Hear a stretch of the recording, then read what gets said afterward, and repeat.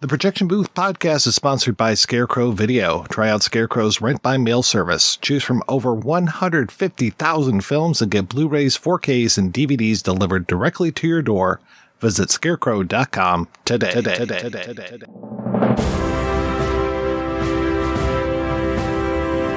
Hold your ears, folks. It's showtime. People pay good money to see this movie. When they go out to a theater, they want cold sodas, hot popcorn, and no monsters in the projection booth. Everyone pretend podcasting isn't boring. Turn it off. Turn it off.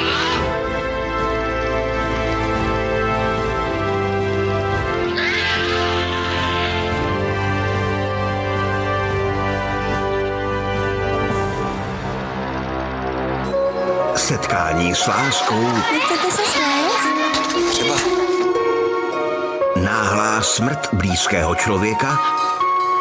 Co je s tatínkem? A bolestná ztráta nadějí. Vylez! Poetický filmový příběh Romance pro křídlovku. V úterý ve 20 hodin na CS Filmu. Welcome to the Projection Booth. I'm your host, Mike White. Joining me once again is Ms. Emily Barney. Hey, hey. Also back in the booth is Mr. Spencer Parsons. Hello. We continue Czechtember 2025 with a look at Otakar Vávra's Romance for Bugle, also known as Romance for Flugelhorn. It's a lyrical movie based on a poem of the same name written by František Hrubín and adapted and directed by Otakar Vávra. The film is a classic love triangle about two men, Vojta and Viktor, and their shared fascination with the same woman, Terina. We will be spoiling this film as much as we can, so if you don't want anything ruined, please turn off the podcast and come back after you've seen it. We will still be here. So, Emily, when was the first time you saw Romance for Bugle, and what did you think? So this was a new one for me. It was on my watch list. Otakar Vávra is such a major figure in Czech film, so I'm always interested in seeing his movies. Of course, I've seen Witchhammer and Krakatít, his first kind of avant-garde film. So I was very interested in seeing it, and I really love the movie. I'm kind of a sucker for sad social dramas, and this is a very sad movie. There's a really beautiful sense of nostalgia and sweetness before it kind of crushes your soul. So I really enjoyed the movie. And Spencer, how about yourself? Yeah, this is my first time seeing it and really loved it. This is a new filmmaker to me. Yeah, really terrific work, and I want to see more of his stuff. This was also a new one for me. I remember seeing the DVD or poster image for this a lot for whatever reason. Maybe it was in like the Facets catalog or something, but as soon as I saw Jaromír Hanzlík, I was like, yeah, I love that guy. I love watching that guy. I really like to see more things with him in it. So I said, yeah, let's do it. And had no idea really walking in what it was about, that it was based on this poem, what the poem was, how significant it was for Czech culture, that they've made this movie several times or made the poem, adapted it several times for usually the stage. But yeah, checking out this movie, and also that it was 1967, which is an interesting year in Czech history, just right before the whole Prague Spring, and seeing where we were with the world at that point and how this film kind of reflects things back. It feels like there's not a care in the world sometimes, but other times it feels like, we have some looming danger. And then also noting a little bit of Vávra's past and just how he was such a huge influence on Czech filmmaking, and especially being a teacher at FAMU and teaching so many of the filmmakers that I know and love so much. So I'm always up for seeing whatever he does. And then, yeah, like you said, Emily, Witchhammer really blew me away. So again, I wanted to see more of his work.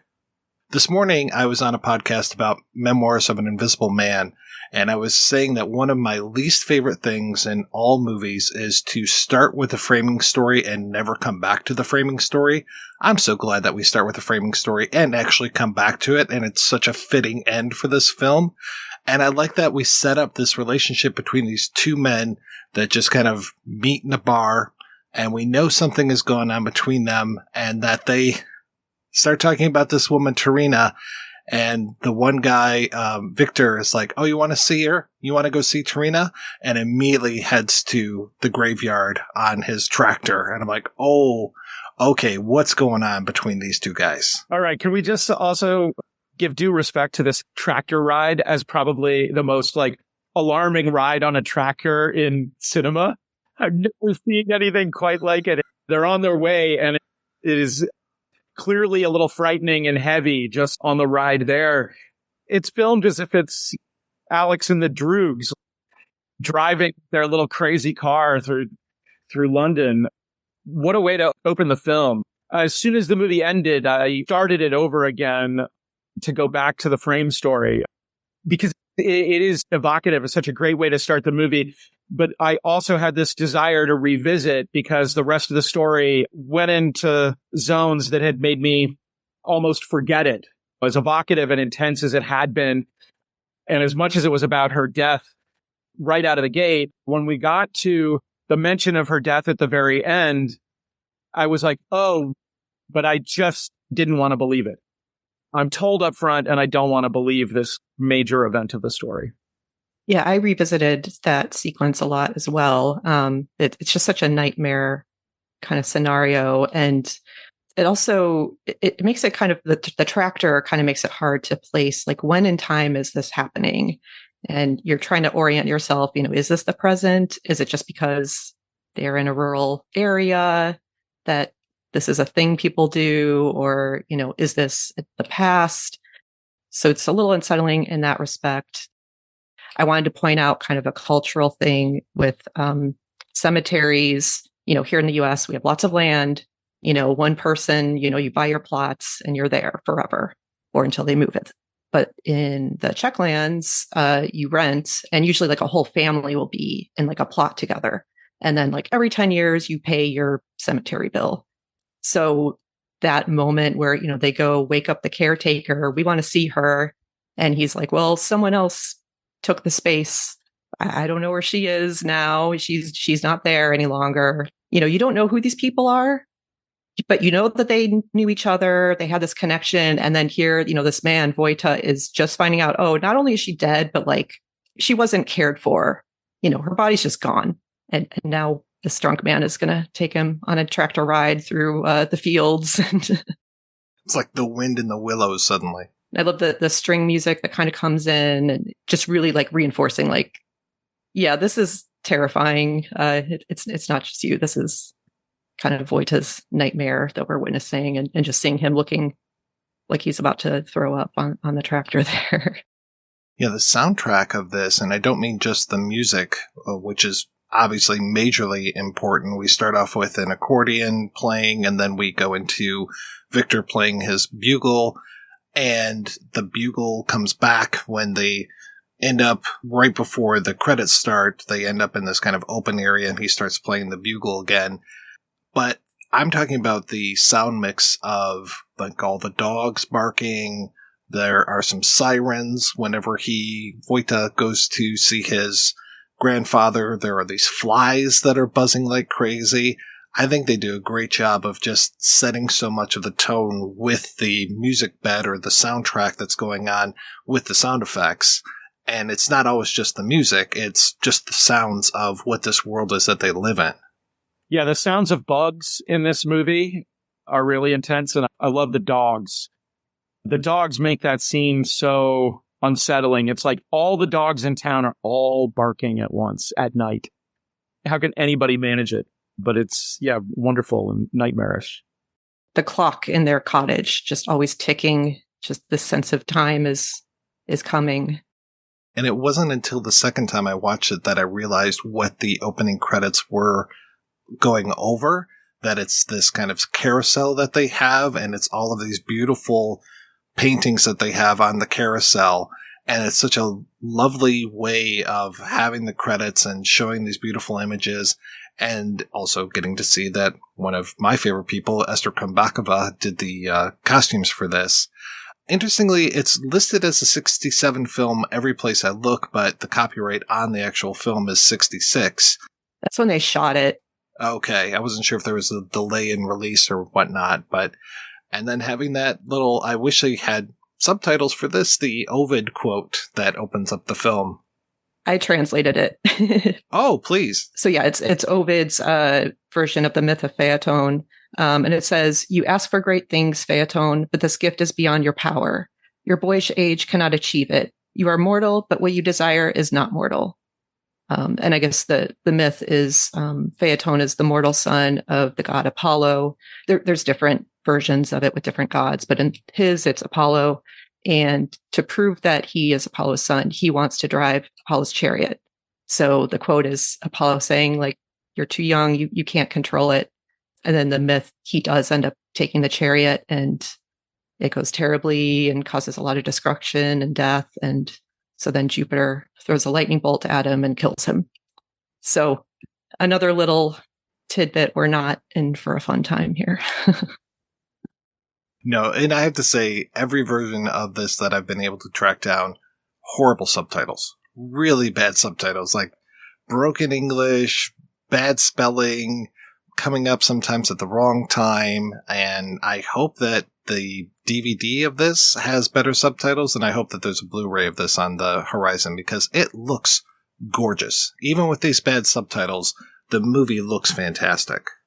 The Czech DVD, I looked into ordering it and having it shipped, but it didn't have English subtitles. So this is definitely due for a restoration and proper subtitles.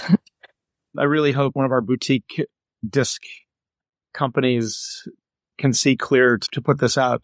I think this movie is really remarkable. It's definitely my favorite new to me movie of this year. As a filmmaker, Vávra feels incredibly important, spanning the history, a lot of complicated stuff about his life. But this particular film, and when I was watching it, I really just went in cold. I did not read any of the materials in advance. I didn't look up anything about him. Part of my approach was like, okay, yes, this is very Czech New Wave filmmaking. It definitely fit into my notion of that. And now I'm really interested in what really were the styles of Czech filmmaking before the New Wave, because that's where my clock on Czech filmmaking begins. And then finding out that Vávra is an older filmmaker. Yes, he was a big influence on Czech New Wave filmmakers. It really did have me asking questions about Czech style in general. And that, for instance, some of the writing on him says that his style is not that unusual. And I didn't peg this movie for being a big, innovative film, but the shooting, cutting, and blocking is impeccable throughout, and also it feels very particular, very handmade for this particular story. Really careful and beautiful work. Even some small things, the sudden cut early on in the movie from the carousel. It's a carousel, but it's on these long chains that are, I will admit, a little bit frightening to me, which is wonderful. But it's a very sudden and jarring cut to the razor blade as he's shaving. And then not long after that, it's very disorienting. That little scythe pricking at his back. Beautiful shot of his shoulder blades. And then the scythe comes in and we start revealing the scene moving out. Yeah, this initial cut from beautiful romantic, but also slightly dangerous feeling moment to these like sharp objects is really beautiful visual storytelling. And the movie is full of that all throughout. Vávra, he started making movies in the 30s and was kind of an avant-garde filmmaker, active in kind of the left bank. His kind of second film he worked on with Alexander Hockenschmied, the future Mr. Mayadarin. So he kind of has these avant-garde bona fides that, you know, as time went on, as he worked under different authoritarian regimes, you can still kind of see little bits of that in his movies. And then I think just, working with the new wave filmmakers, he learned from them as much as they learned from him. And he really was able to kind of embrace that side of himself again, which is really, lovely. And it's too bad it didn't last, but, it's the best films of his career. And that he felt himself as well, that they were the films he loved the most that he made. Yeah, there were, I think, a few filmmakers, him and I can't remember the gentleman's name that did The Devil's Trap and The Fifth Horseman is Fear. They really got a shot in the arm when it came to the new wave and being able to have a new lease on life, which was very nice to see. And then even, post Prague Spring, I mean, Witch's Hammer or Witch Hammer, whatever you want to call it, it is such a great film and, such a condemnation of all the show trials and things that had happened in Czechoslovakia. So even though some people had real problems with him, he didn't necessarily, in the U.S., like he didn't name names kind of thing, but he wasn't as loved by the younger filmmakers after he aligned himself with more of the communist government after the Prague Spring. But I feel that Witch's Hammer really redeems him, at least in my mind. I guess the first kind of instance of it is with Alfred Radok. In 1949, he made Distant Journey. And, oh, God, that's such a great film. Yeah. So Vávra was very outspoken. This is bourgeois and this is a terrible movie. And, so they didn't like ban it, but then, it didn't have a wide release and it destroyed his film career. He never could quite get back to film. So I think a lot of people, especially, because that was before the Czech New Wave and everything. Like he was a party man and did some damage there. So I think there's kind of a long history of, he is the establishment. Spencer, you mentioned the cut to the razor blade and then the little scythe that goes into his back as he's shaving.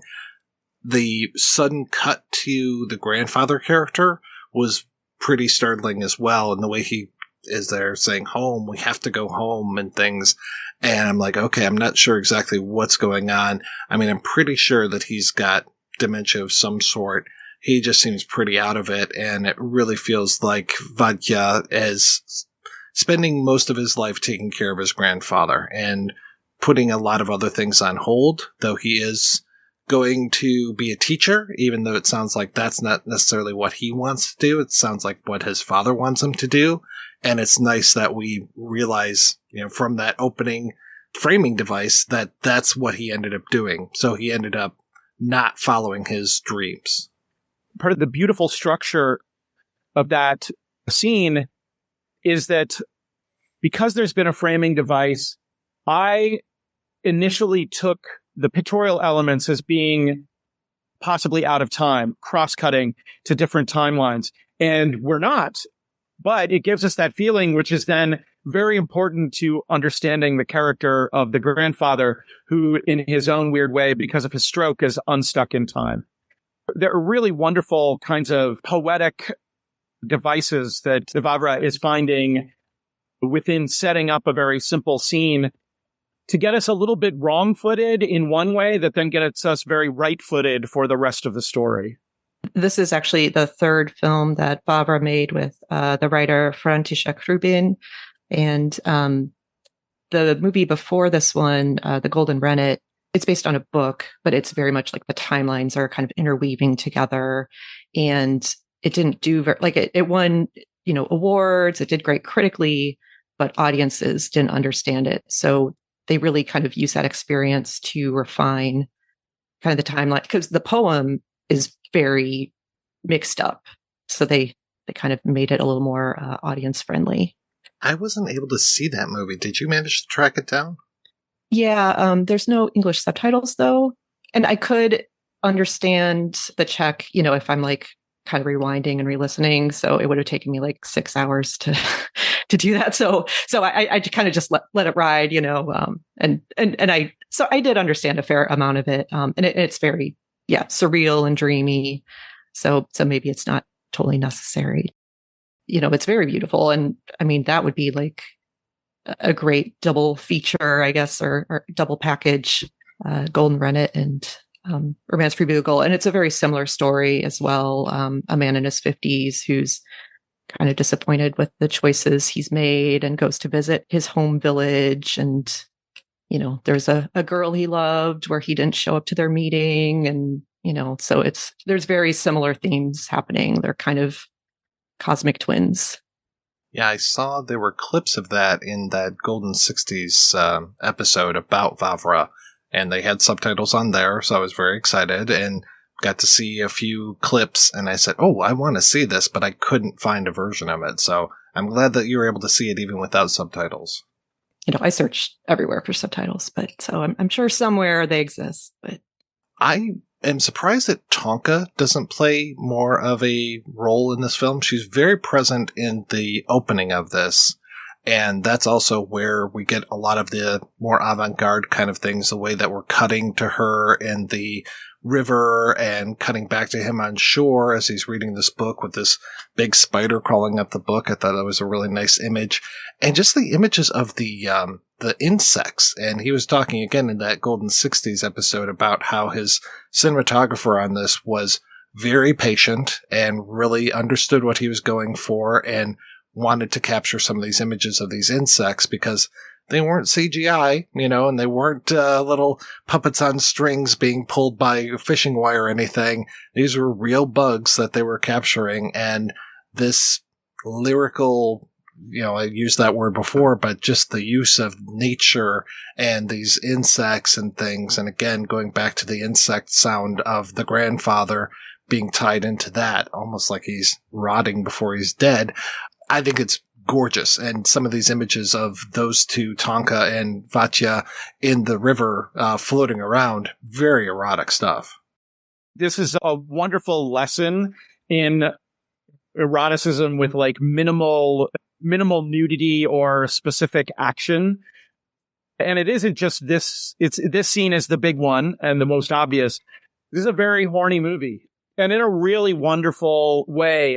From right out of the gate, introducing the younger versions of our triangle characters. One, the very first shot of this young woman is not necessarily so erotic, but she is riveting. She's absolutely riveting. And then it does the cuts to the male gaze kind of things, and then she returns the gaze towards them.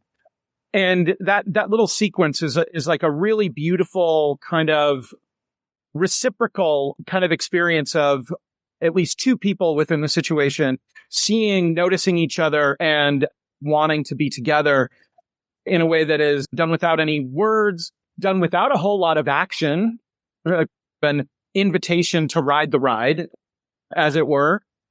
And really beautifully done. And the introduction of Tonka with the scythe touching his back. The movie is really full of this. And placing it within a nature that is not precisely eroticized, but these images of nature definitely place them into the natural flow of things. The whole movie until the end really takes on a kind of beautiful eroticism. The shapes created by their faces in relationship to each other in a number of tight two shots are just beautiful, really lovely, and the kind of thing that we're in a little bit more censorious moment commercially within American cinema and whatnot. These are the kinds of tricks that I wish people would learn. If they're uncomfortable with nudity, if they're uncomfortable with depicting a sexual behavior, then a movie like this is a perfect example of how to visualize this kind of attraction. And yes, the one scene in the river, that one's much more traditionally erotic, but the whole film really has a kind of really beautiful, observed eroticism to it that is extremely important to the story's ultimate turns. This is life and death and sense of disappointment. Again, one of the things going back to the very beginning, looking at the first shot of our main guy as he's sitting in the teacher's suit on the corner of the bar, the sense of a disappointment is a great tension with all this eroticism and romance. It's such a great look that the man that they cast as 50-year-old Vojta, he looks like he's seen things and just looks haunted. I'm sure he's, a lovely man, but just the structure of his face, he just looks very drawn. And he looks very much like the young actor. He's cast well for believability, but then he has such an incredible presence in what I guess is the present tense, not the flashback of the film. And all the actors in this movie are incredible. I really love all the performances, and Vojta's patience with all of them is terrific. I'm so glad that there's no doubt in my mind when we go from the frame into the flashback, who is who. You know, I immediately know, oh, that's the teacher and that's the bugle player. And I don't have to wait until, minute 25 or whatever for him to pull up the bugle and start playing for me to go, oh, that's who that is. No, I think he's probably wearing the same hat. He's got the darker features and everything. Yeah, I like that we are told this without having to have like a slow dissolve on their face. No Saving Private Ryan end shot, right? We go from Matt Damon to old man kind of thing. No, we're smart enough to realize who these guys are. This is also an argument in favor of not doing aging or de-aging kind of stuff. Just cast the different actors and get the right people and put them together in a way that makes sense. Because one of the things that's really important here that obviously actors are capable, point to like Max von Sydow in The Exorcist as very capable of physically embodying somebody much older than he was. But again, one of the things that's really important in the setup and payoff is that these are people with older bodies. It's not just makeup, or obviously we do CGI. Martin Scorsese has pulled tricks among others, but it is really important to that we see the bodies at the ages that they're inhabiting at the different times, and that and that the filmmakers make absolutely clear who everybody is in a way that really is. Other films have done this, but this is one of the strongest examples of perfect casting and then framing and presentation to make clear who is who. Well, Viktor was played by the same actor, both young and old, and he would have been so he would have been. I looked it up even because I was going, oh, is that makeup? If that's makeup, that's really good. Wow, I'm wrong. I've gone. Well, right on one point. That's really interesting because I had a little bit of a suspicion at first, but I kept watching him. What a great actor to get on that tractor the right way. But I really did think I looked it up on IMDb trying to figure out who is who. And I guess somehow I mistook that I thought there were two actors for him. And he just passed away in 2025, which is remarkable that he was one of the few surviving actors. I don't know if Terina was still around or if she succumbed to disease 2 months after this movie was released, but I hope not. No, she's still around. Okay, good. She's a really remarkable actor. I want to see her in other films. It was one of those instant things of just seeing her with the merry-go-round and her reaction and trying to sell it and everything. Just instantly, she's riveting, and then really incredible performance throughout the film. Yeah, I looked her up because she looked familiar, and she did a lot of like Slovak TV. So that was the majority of her career. The one movie I had seen was Celebration in the Botanical Garden. She has kind of a small part in that. But yeah, it was kind of surprising that she hasn't really done more that we would be familiar with. And that Miriam Kantorkova, who played Tonka, she's been in quite a few things that I recognized her from. She's wonderful with she's not in the movie a lot, but like we know who she is. Oh yeah, she's so striking. Those features are just amazing. And I love how we keep flashing back to her. We really enter into people's heads in this movie and will be part of their flashbacks to other things. Just little brief, not entire scenes kind of things, but just little images that will flash through their heads. I really like that too. There's an image of her standing by the water that had me very worried for her. It's at night and she's gone out there, and there's a sense that she's looking for him and expecting maybe to meet. And it's very brief, but she grabbed my heart. And that's a tribute to the performance and then to the filmmaking, the very careful work with each performer. There's a beautiful shot where the camera moves with her as she's in the foreground and kind of a little bit dark and out of focus, and him, the grandfather, are in the background. And as they move, she moves, and the camera moves with her, framing this foreground background. That, again, for a character who's not in the movie that much, is really given a kind of care to make sure that she is a full part of the story, even if she's not on that much, even if her kind of final moment is just recognizing she's trying to do a seduction and then recognizes that the grandfather has died and suddenly breaks away.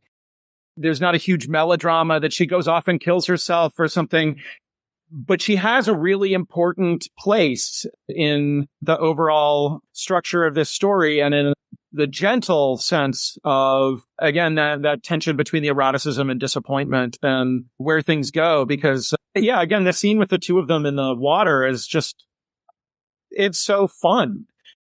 And then getting called back to the grandfather, but that's it for them. This is not a romance that's going to develop. But yeah, all 4 points on because it's not really quite a triangle. There's a more laid out triangle, but we have a rectangle or something going on here. The scene you're talking about with her in the foreground, right before that, she's, says, oh, Grandma, you don't have to worry about me. I'm going to have lunch at the farmer's. And it's like, that kind of says everything. Like, because at the beginning, I kind of wondered, like, she's clearly older than Vojta. And it's like, why is she going after this kid?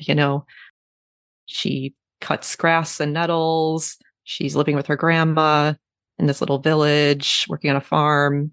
Like, there's probably not a lot of options. And then, here's this strapping young man comes home on vacation. And it's like, hey, here's like my shot to have a man here. So it does really kind of make you feel for her, especially the scenes where she's waiting by the river. Like, she's very, very flirty, very, thirsty, but she has this heart to her. And like, she's really sad that he's not showing, like, she really does care for him. So I think those moments are really beautiful.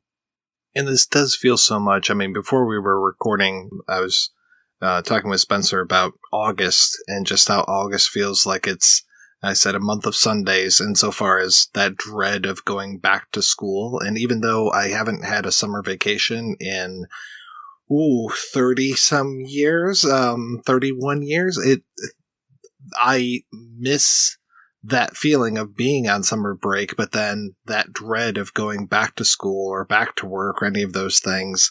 It feels like this is in that spot where everything's about to change. He's home from school. He's there for a brief amount of time. And then even Terina, she's there for a brief amount of time because she is circus folk. They are saying, oh, well, we're going to be moving off pretty soon because this area is dead. And also, we find out later in the film, oh, yes, and I've been promised to Viktor as well. Major bombshell that goes off for him, but what was going to happen? She was going to have to go on with the circus anyway. It's not like she was going to be sticking around. She's not even 17 in this. She says she's going to be 17 in a few weeks. I don't know if she would even be allowed to get married off. Yeah, she was 17 and a few Sundays, and then he was almost 20. It's cute, the conversation they have where like, oh, we could get married and, my dad will buy us our own, kind of circus caravan and, we'll stay at our cabin in the winter. But it's not, we know that that's not going to happen even if this tragic event doesn't take place, it's not going to work out well for them.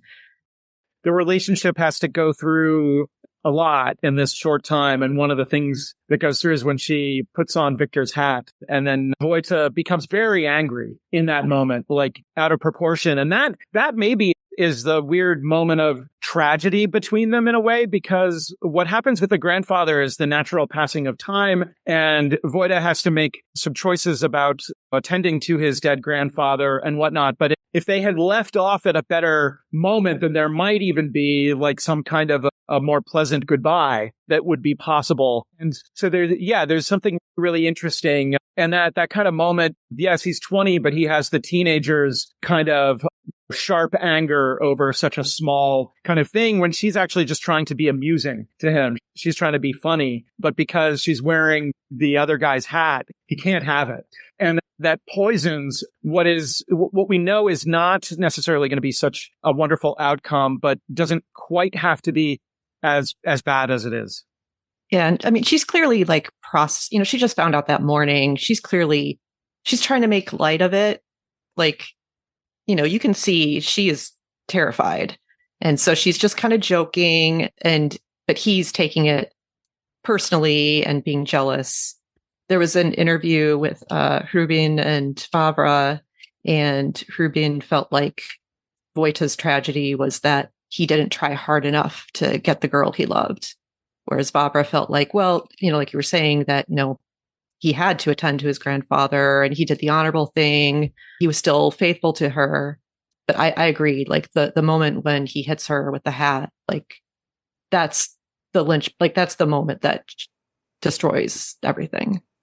Well, and also that hat is kind of a sign of rebellion as well, because it was Viktor that told her, go get some sour cherries, and gives her the hat to put the sour cherries in. And then rather than taking those back to him, she takes them to Vojta instead. And it's like, oh, hey, look at me, and let's have these cherries as kind of literal forbidden fruit. And then, when she puts that hat on, that's when it gets really super angry at her. So I'm like, oh, well, we went from this light moment or even this rebellious moment of, I'm getting away with things with Viktor, but now it's something completely different. And yeah, he kind of ruins the whole moment and ruins any chances that he's had. And, if he hadn't done that, it's like if they had parted on good terms, things might have turned out better, because, it looks like they just missed each other, where like, he shows up, even though he has to attend to his grandfather, he still shows up, and he kind of goes to the caravan and sees they're asleep. So, I'm sure in his mind, I ruined it. She's not coming. I better go. But then she does show up, and then I'm sure in her head, it's like, well, he doesn't want me anymore. I'm going to go back home. Instead of, they might have fought harder to connect if that hadn't happened. Which is kind of the same thing that he had done with Tonka, where she's out there waiting for him, thinking that he's going to show up, and he never does either. So he stands her up, and he probably feels stood up by Terina. Yeah, it's tragic. And it's so bittersweet in the best way that term can be used, because you're sitting here, on the verge of tears, or at least I was, watching this horrible thing happen, but at the same time, like, oh, this is just the way that it had to happen and play out. And then when you find what actually happened with Terina afterwards, that she basically dies of a broken heart, that really just is the real kick in the teeth at the end of this film. The last shot of her riding with Viktor in the whatever that carriage is that they're on at the end of this circus carriage as they're headed to the next place. Again, to her performance, very simple in putting on a face and an affect while riding, but it's really heartbreaking, that last image of her. Because again, it could still be an unhappy moment, but if she cried and blew kisses, that's a very different kind of an ending. But this sense of a real heartbreak, as you say, is something that comes into her character, her performance, and that this last image, especially going against the first image, I do think that's its own. We have a frame narrative, but then there's also a kind of frame of how she's presented as a character, incredibly vibrant and full of life, and then really hurt and deadened in the final shot of her. Really beautiful and sad. I don't know if it's the circus setting or not, but there were times where I was reminded of La Strada with Viktor doing that Anthony Quinn role. The hat moment is actually like a little bit of a Giulietta Messina thing. Yeah, really interesting. You're reminding me how much I love La Strada. it's a really beautiful, and again, I keep saying careful, but it's a careful movie, and it's not a big grand plan movie, but it's observant, and there are particular choices that are made that they carry the weight of more of a grand plan, but then the way that the action unfolds is so much more lively and casual and unpredictable. And my feelings at times of that I could predict where the story was headed, I wasn't right. I'm picking up on little melodramatic cues that remind me how American my view of things is. Maybe it might be more predictable to a Czech audience, but used to a certain kind of storytelling, but really human and paying attention to all these little moments and little changes that have the intensity of melodrama without having the structure and the kind of wild repercussions of melodrama. Very small drama here can be very tragic as well. It remind me a lot of Thomas Hardy, his books and the films based on them.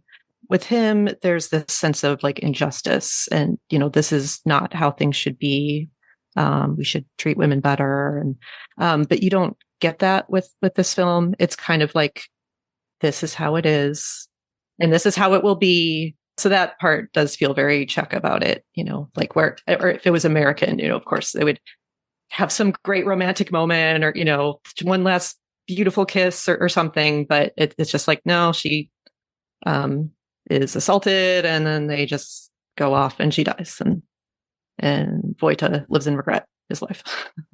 For his entire freaking life. And Victor's not too much better off either. No.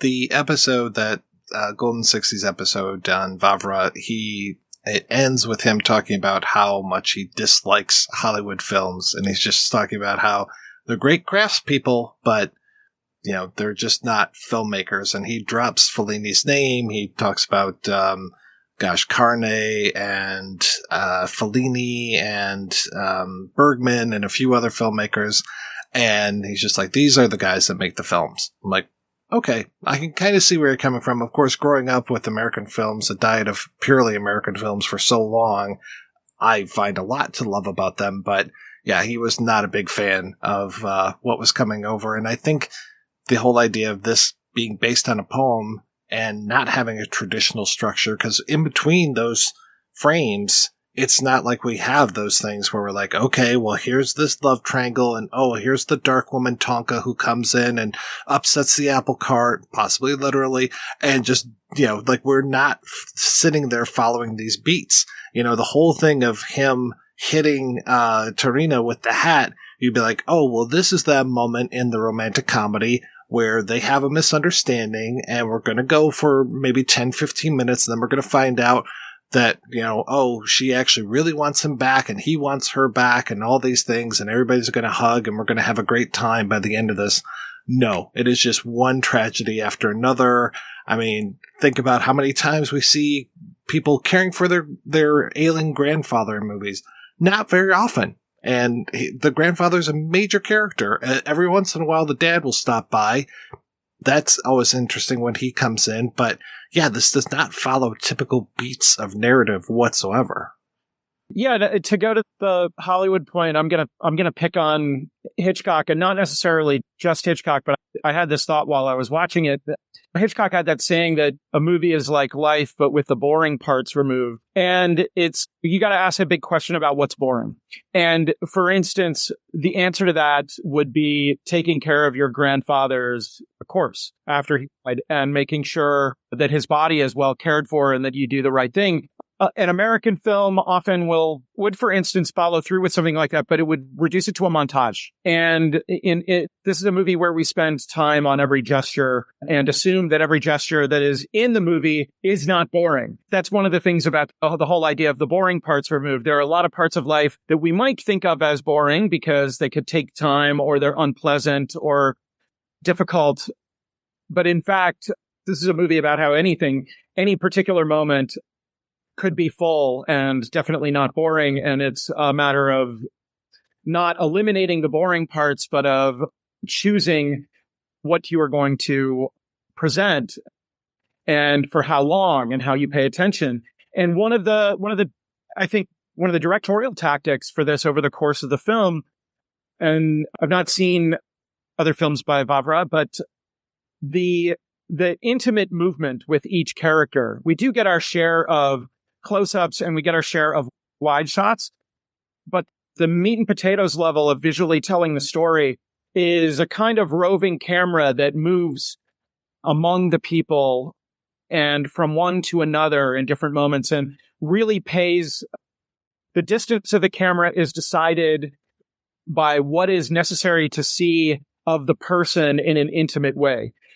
That's again granted to every character except maybe the father. The father is the figure in big wide shots for the most part, but he also has a smaller part of the movie, and maybe also there's a way of that represents a psychology. But every single other major character is given a kind of beautiful intimacy of deciding where the camera is going to go, deciding how the camera is going to frame them.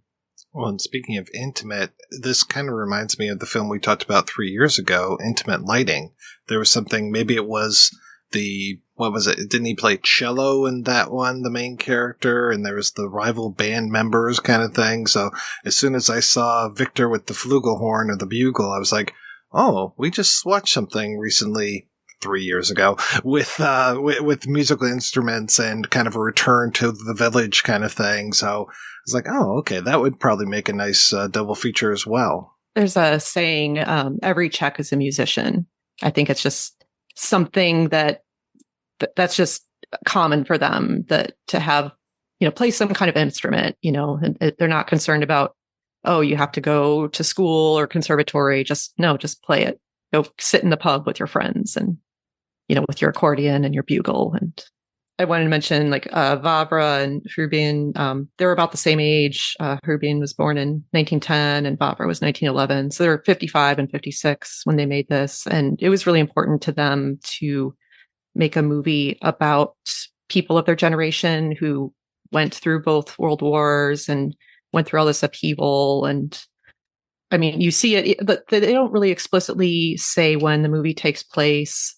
That the poem is like 1930, 33, and 34.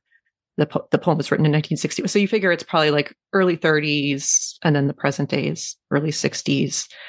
But I think just the way they handle things, the fact that Vojta does go and be a teacher. He does take care of his, he does what his father wants him to do. The Czech New Wave films, it's the children are rebelling against their parents. And, Vojta kind of wants to, he has those inclinations, but he does follow the path. And so I think even though the movie doesn't state explicitly when it is, it really only could take place during that time period. I can't imagine a story present day being like that, or being responsible. And that's sadder than the story in this movie in a way.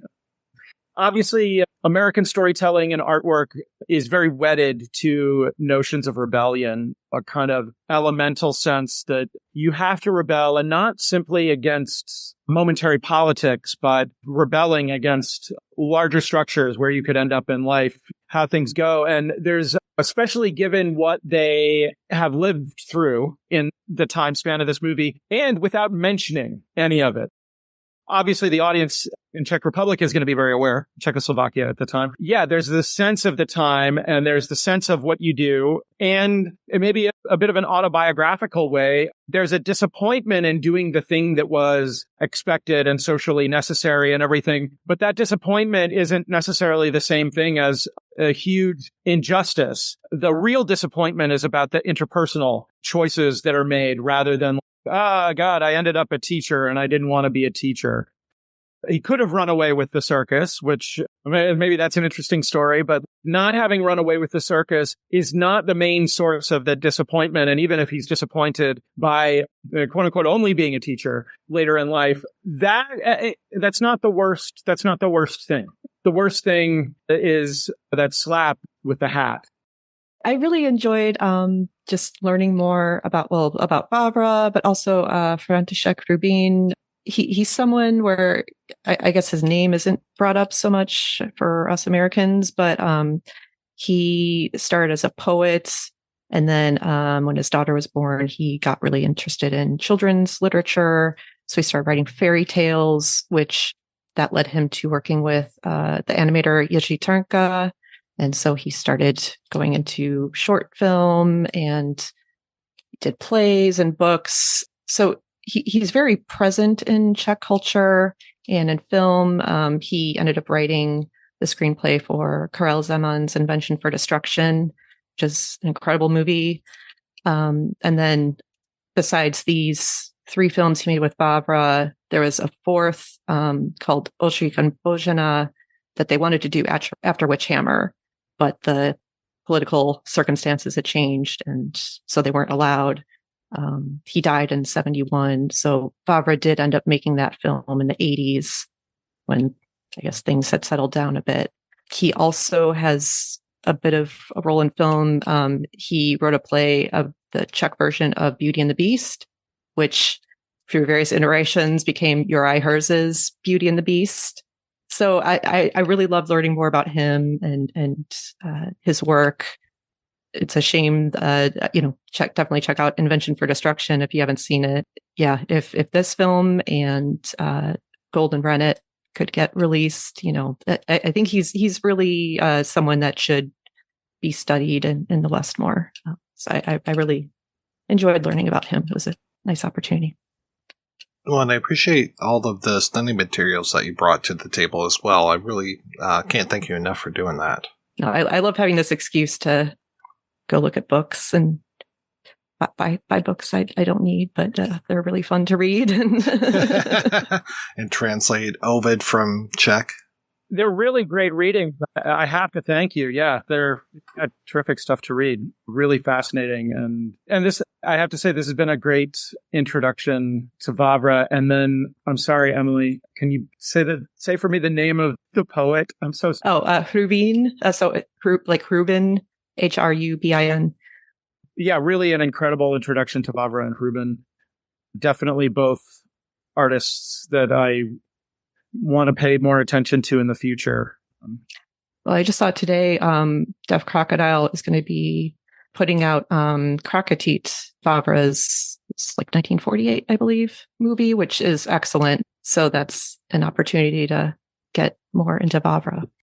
All right, we're going to take a break and play a preview for next week's show right after these brief messages. Looking for something superior to streaming? A place with more than 5 times the selection available on all streaming services combined? Check out Scarecrow Video's Rent by Mail service. Select from an unparalleled collection of over 150,000 films and get Blu-rays, 4Ks, and DVDs delivered directly to your door. Get in on it now at scarecrow.com and rediscover the wonders of physical media.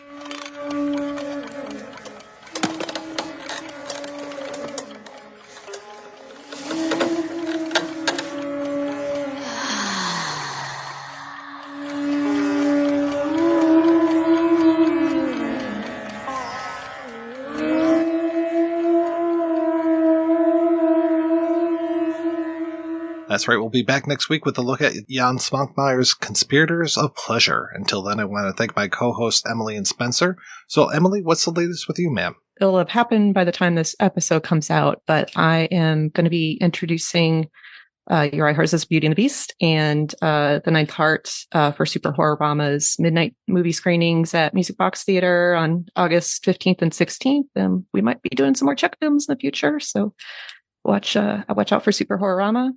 I am going to be on 2 episodes of Horror 101 with Dr. AC on YouTube in November and December.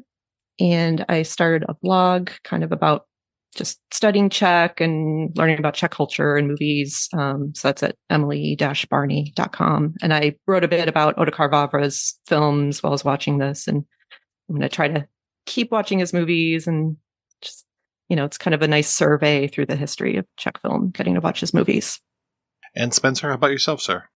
I have a short film that I made several years ago that is now airing on Means TV. It's just shown up. The film itself is, I shouldn't have given it such a long title. It's a partial theory of commodity fetishism in 3 scenes plus epilogue. It's pretty much the synopsis is in the title. So the downside of a long title like that is obvious, but the upside is that I just told you what it's about and how it works. See title for synopsis. So that's coming up, and crawling towards the finish line with a feature, and hoping I can finish that sooner than later because I have another short that I want to ruin my life making in the coming year. That's what we learned from this movie, right?